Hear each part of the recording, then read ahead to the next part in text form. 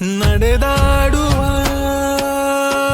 ದೈವವು ಜಗವ ಬೆಳಗಿದ ಜ್ಯೋತಿಯು ನೀನು. ಪಾವನವಾಯಿತು ಜಗ ನಿನ್ನನ್ನು ಕಂಡು, ದೈವದ ರೂಪ ನೀನೆ ಎಂದು.